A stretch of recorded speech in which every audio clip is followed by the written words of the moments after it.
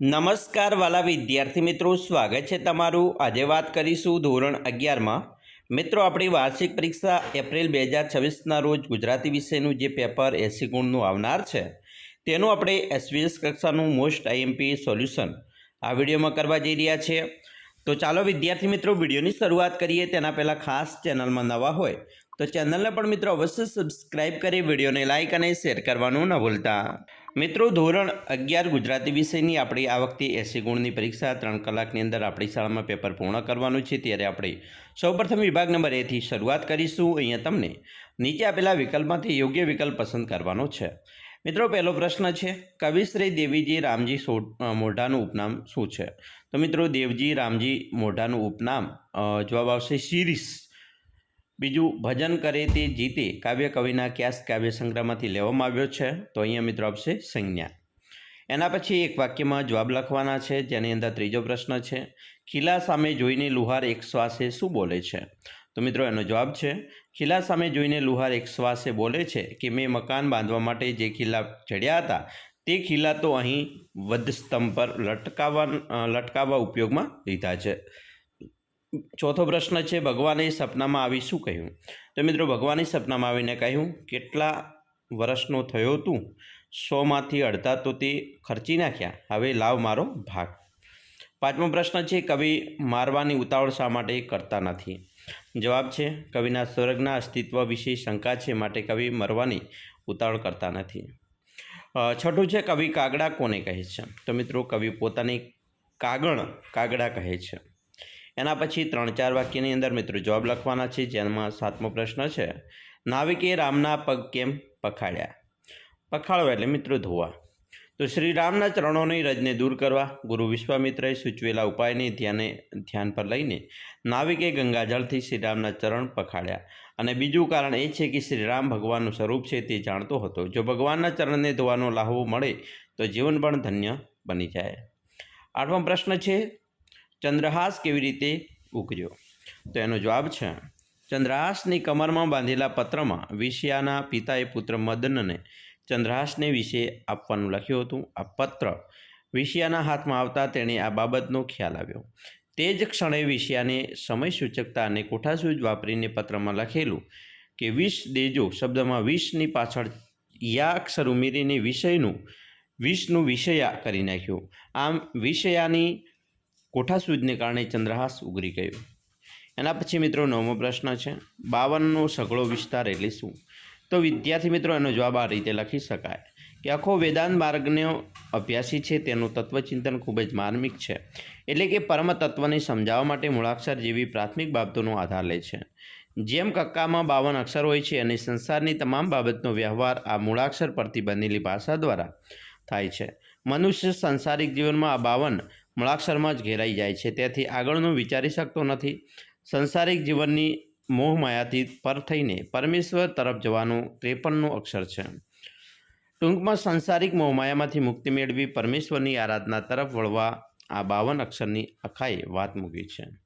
એના આત્મામાં બીજો મિત્રો પ્રશ્ન છે, નાયકના આતિથ્ય માટે નાયિકા શીશી વિનંતી કરે છે? તો એનો સરસ મજાનો જવાબ મિત્રો આપણે આ રીતે લખી શકીએ છીએ।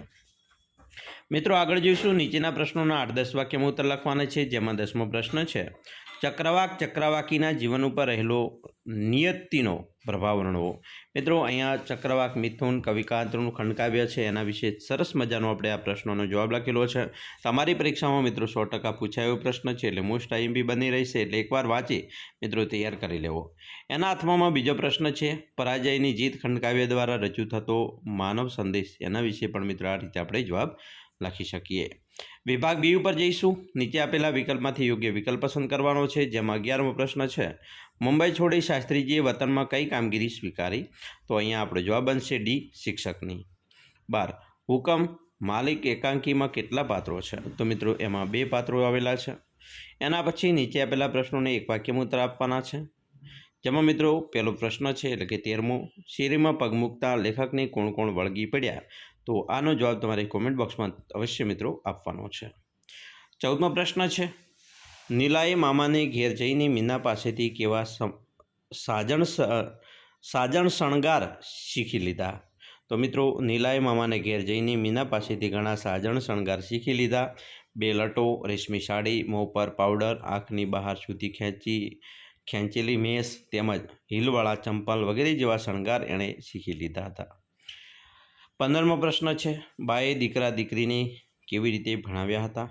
તો મિત્રો જવાબ છે, બાએ પારકા દળણા દળીને, કોઈના કપડાં ધોઈને કે પારકા વાસણ ઉટકીને દીકરા દીકરીને ભણાવ્યા હતા. 16મો પ્રશ્ન, રાજાને પોતાના પ્રશ્નનો મર્મ ક્યારે સમજાવ્યો? તો મિત્રો પ્રધાને બરફના ઉદાહરણ દ્વારા સમજાવ્યું. એનાથી રાજ્યની તિજોરીમાં પૈસા કેમ ભેગા નથી થતા એનો મર્મ સમજાઈ ગયો. મિત્રો આગળ જોઈશું. નીચે આપેલા પ્રશ્નોના 3-4 વાક્યમાં ઉત્તર આપવાના છે. જેમાં 17મો પ્રશ્ન છે, અલી ડોસાએ લક્ષ્મીદાસને કઈ ભલામણ કરી હતી અને શા માટે? તો મિત્રો અહીંયા જવાબ આપણે લખી શકીએ કે અલી ડોસાએ પોસ્ટ ઓફિસના કારકુન લક્ષ્મીદાસને જૂની પતરાળની દાબડી હતી તેમાંથી 5 ગીની કાઢીને આપી અને ભલામણ કરી કે ઉપર અલ્લાહ છે તેની સાક્ષીમાં આપું છું, મારી મરિયમનો કાગળ આવે તો મારી કબર પર પહોંચાડવો. કારણ કે કાગળ ન આવતા હવે અલીની ધીરજનો અંત આવ્યો હતો અને તેની જિંદગીનો આજે છેલ્લો દિવસ હતો તેનો ખ્યાલ તેને આવી ગયો હતો. આથી તેને લક્ષ્મીદાસને ભલામણ કરી હતી. મિત્રો 18મો પ્રશ્ન છે, ભૈરવ કાકા કોણ હતા? તેમની શી વિશેષતા હતી? તો જવાબ મિત્રો આપણે આ રીતે લખી શકીએ કે ભૈરવ કાકા એક મારવાડી કુટુંબના વડીલ હતા. તે રાજમહેલમાં કામે જતા હતા. આરસ પહાણ ટાંકવામાં એ પારંગત હતા. ટાંકણું તેમનું બાળક અને હથોડી તો તેમની દાસી હતી. એ ભૈરવ કાકા એક દિવસ બાને માટે આરસનું સુંદર ખલ લઈ આવ્યા. બા તો ખુશખુશાલ થઈ ગઈ. તે જ વખતે અમુએ ભૈરવ કાકાનો હાથ પકડીને આરસના પાંચિકા લાવી આપવાનું વચન લઈ લીધું. બીજે દિવસે તે કૂકા આવી ગયા. એના પછી 19મો પ્રશ્ન છે, સરસ્વતીચંદ્ર જયશંકર કેટલી વાર વાંચી? તેમાંથી શું સમજાવવા લાગ્યું? તો મિત્રો એનો જવાબ લખી શકાય કે સરસ્વતીચંદ્ર જયશંકરે 7 વાર વાંચી. જ્યારે પણ સમય મળતો ગયો ત્યારે જયશંકરે 4 ભાગ સત્તાવાર વાંચ્યા. આ નવલકથાનું કારણ એ પ્રકારનું હતું કે જયશંકરને એ નવલકથા શું છે તે શું હોય એવી ઉત્કંઠા જગાવતી હતી અને આગળ વાંચવા માટેની પ્રેરણા આપતી હતી. તેમાં જયશંકરની પોતાની શક્તિનો ખ્યાલ તો આવ્યો, ઉપરાંત કઠણ ભાષા, પ્રેમની આંટીઘૂંટી, વિરહની વેદના, રાજકીય અને સામાજિક પરિસ્થિતિ અને અનેક આડકથાઓ તળ ગુજરાતના સુરેખ રીતે આલેખાયેલા પાત્રો વાંચી કથા પૂરતો ભાગ શરૂઆતમાં સમજાવવા લાગ્યા. એના અથવામાં બીજો પ્રશ્ન છે, સુમનલાલ ખેસતારી વેપારીએ શા માટે થોપી જવા કહ્યું? તો મિત્રો જવાબ છે, ખેસતારી સુમનલાલને સમજાવે છે કે બંને વર બહુ બહાર ગામથી આવ્યા છે, સૂરજ નમવાની તૈયારીમાં છે, એટલે આપણને બધા જીભડાઓ ઓછા ભાવે વેચી દેશે. મિત્રો એના પછી નીચે આપેલા પ્રશ્નોના 8-10 વાક્યમાં ઉત્તર આપવાના છે. જેની અંદર 20મો પ્રશ્ન છે, જીભ દ્વારા મનુષ્યની જાતિ આદિ બાબતોની માહિતી મળે છે. વિધાનની ચર્ચા સદ્રષ્ટાંત કરવાની છે. તો મિત્રો એનો જવાબ સરસ મજાનો છે. એ આપણે આ રીતે લખી શકીએ. તમારી પરીક્ષામાં મોસ્ટ આઈએમપી બની રહેશે. એના અથવામાં બીજો પ્રશ્ન મિત્રો પૂછાશે, આ બંને પ્રસંગો દ્વારા નાના ભાઈનો હેતુ વિદ્યાર્થીઓને કયો સંદેશ આપવાનો હતો? તો એનો જવાબ પણ આપણે આ રીતે લખી શકીએ. મિત્રો વિભાગ સી ઉપર જઈશું. અહીંયા વિરામચિહ્નોનો ઉપયોગ કરી વાક્ય ફરીથી લખવાનું છે. તો મિત્રો વિરામચિહ્નોનો ઉપયોગ કરીએ તો અહીંયા આપેલું છે ગુડ નાઇટ. પછી મિત્રો અહીંયા અવતરણ ચિહ્ન પૂર્ણ કરીશું. હેમંતે મોબાઈલના ખિસ્સામાં મૂક્યો અહીંયા પૂર્ણ વિરામ કરીશું. એના પછી મિત્રો બીજું છે, એમાં આવશે કોનો ફોન હતો? પ્રશ્નાર્થ વાક્ય અવતરણ ચિહ્નમાં બંને કરીશું. બંને બાજુ મિત્રો અહીંયા અવતરણ ચિહ્નની અંદર પ્રશ્ન વાક્ય પૂર્ણ કરીશું. પછી હેમંતે પૂછ્યું, બરાબર, પછી મિત્રો પૂછ્યું, પછી અલ્પવિરામ આવશે અને પછી અવતરણ ચિહ્નમાં કરીશું વે વાય નો, બરાબર. પછી આ રીતે તેણે ઉત્તર આપ્યો. કૌંસમાં દર્શાવ્યા મુજબ વાક્ય રૂપાંતર કરવાનું છે. મિત્રો અહીંયા 23મો પ્રશ્ન છે, જળ પીએ નહીં કોઈ પંથી કર્મણી વાક્ય બનાવવાનું છે. તો અહીંયા મિત્રો વાક્ય બનશે જળ પીવાય નહીં કોઈ પંથીથી. એના પછી 24મો છે, તે સર સમીપ જાય ભાવે વાક્ય બનાવો. તેનાથી સર સમીપ જવાય. એના પછી કૌંસમાં દર્શાવ્યા મુજબ વાક્ય પરિવર્તન કરવાનું છે. સરિતાના જલ કૃષ્ણ જરા થયા નિષેધ વાક્ય બનાવવાનું છે. તો સરિતાના જલ કૃષ્ણ જરાય ન થયા. એના પછી 26મું વાક્ય છે, પાષાણોમાં નહીં હવે નાથ રહેવું આજ્ઞાર્થ વાક્ય બનાવો. તો નાથ હવે આપણે બસ પાષાણોમાં જ રહેવું.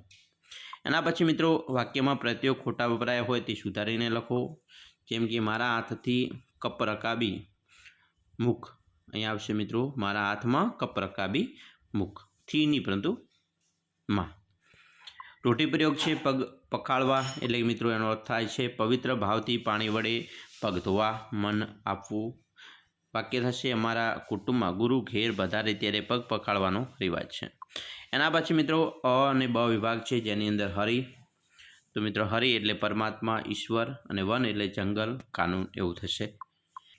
મિત્રો આગળ જોઈશું 29 મિત્રો વિરોધી શબ્દ છે, જેમ કે સવાલ તો જવાબ થાય, સ્મરણ તો વિસ્મરણ. શબ્દ સમૂહ માટે એક શબ્દ છે શાકભાજી વેચવાવાળો, એને કાચીઓ કહેવાય.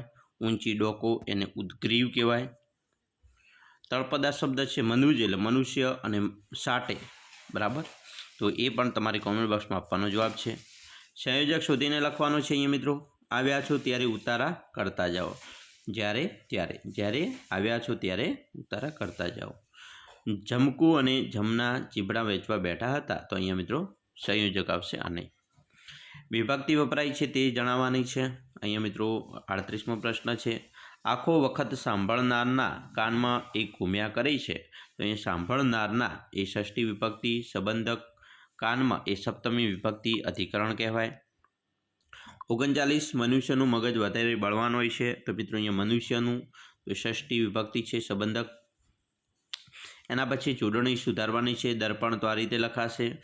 સોહામણું, તો મિત્રો સોહામણું આપણે સસલાનો સવાળું સોહામણું આવશે. એના પછી અર્થભેદ લખવાનો છે.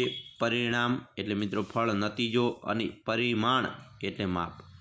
સંભાળ એટલે મિત્રો કાળજી, રક્ષણ, અને સંભાર એટલે શાક કે અથાણાનો મસાલો. એના પછી મિત્રો શબ્દનો અર્થ આપવાનો છે. સીમણી એટલે કાળી, ધૈર્ય એટલે ધીરજ.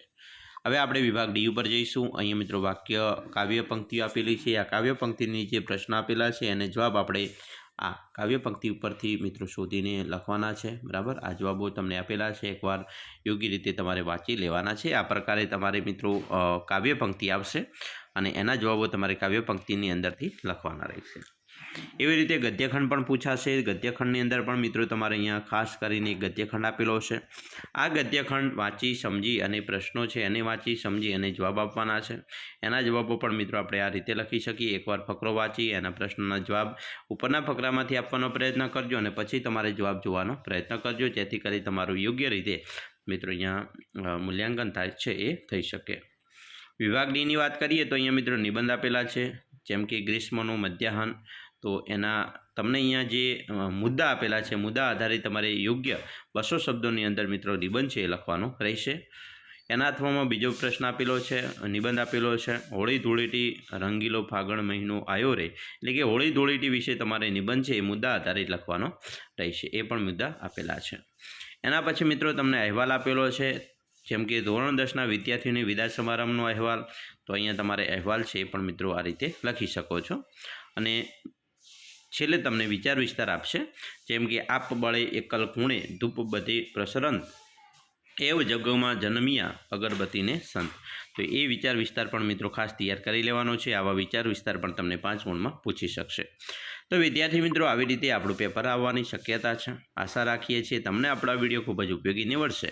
અને મિત્રો ખાસ વિડીયો ગમે હોય તો લાઇક, શેર અને સબસ્ક્રાઈબ કરવાનું પણ ન ભૂલતા.